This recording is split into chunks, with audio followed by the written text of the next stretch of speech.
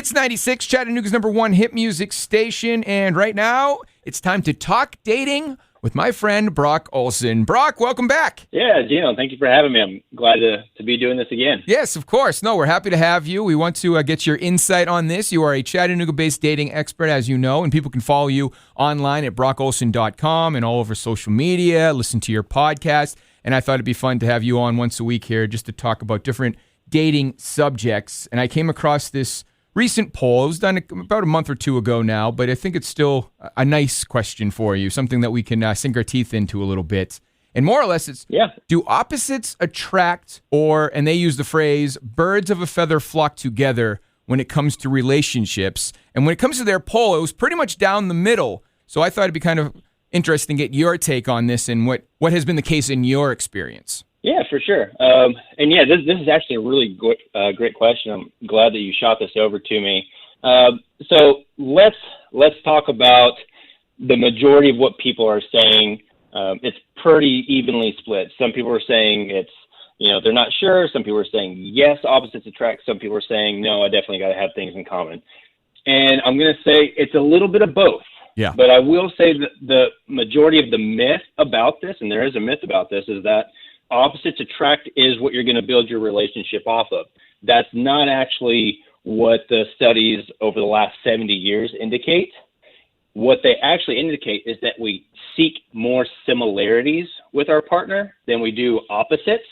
Now, the reason that we think that opposites attract is because those opposites stand out to us more, and so they're highlighted. So, we're really good at ignoring when you're having a great day, and then all of a sudden something small happens and you blow it up and it's like, oh, I'm having a horrible day. It's like, no, you had 15 minutes of a bad moment. That's not your day. So we're really good at picking out things that don't jive with our view of the world or our perception of things. So those differences, those opposites, are really, really highlighted, and that's why we think that that's what we're hanging on to and that's what we're attracted to. That's not actually real. It is the similarities that we're finding and that we're seeking in our partners. Now, when Oh, no, go for it. Oh, I was just agreeing. Yeah, okay. Just check. I don't want to stop the wisdom coming through the phone. I want to make sure that I get every aspect of it.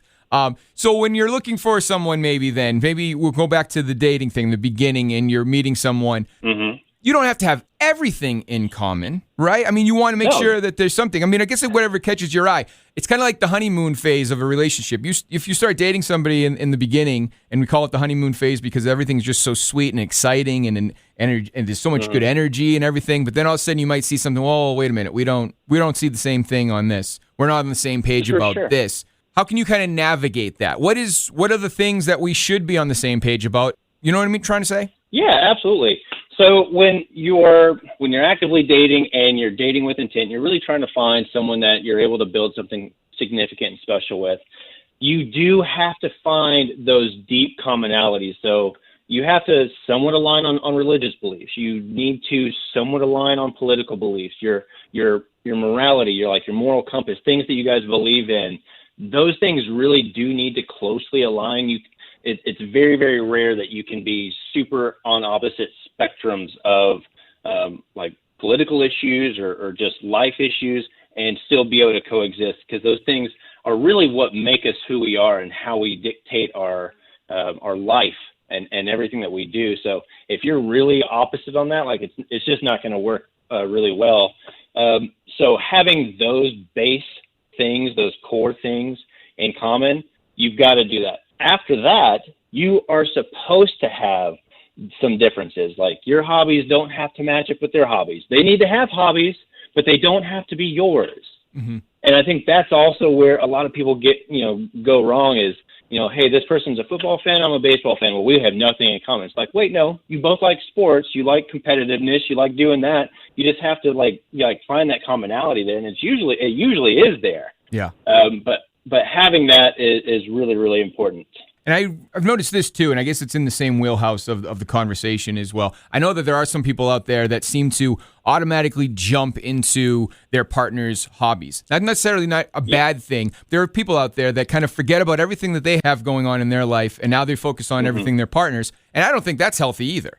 No, it's definitely not. And whenever you first start dating and you're talking about that honeymoon phase, what's the one thing you want more than anything else?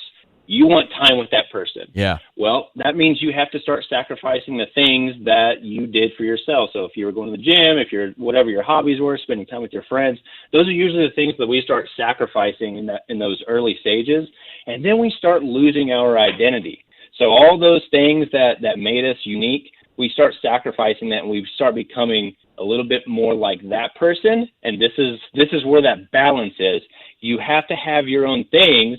Yes, we want to be a little bit different, but you still have to have your own stuff, and you have to give each other room to be an individual. So this opposites attract is very important at that surface level, in that you have to have your own things. You have to have your own time, your own friends, things like that. Otherwise, you lose your identity. And that is one of the biggest reasons that a lot of relationships end, is because people get bored, because we get so much time with them in those first couple of months. And then we're like, dang, now you have like nothing really going on in your life. You don't have any aspirations or any hobbies. You're not seeing your friends. Like, you got to give each other a little bit of room to maintain your identities. Right. And as difficult as that is in the beginning stages, because as you mentioned, you want to spend so much time with that person. You're like, this is new and exciting. Absolutely. I don't want to give this up.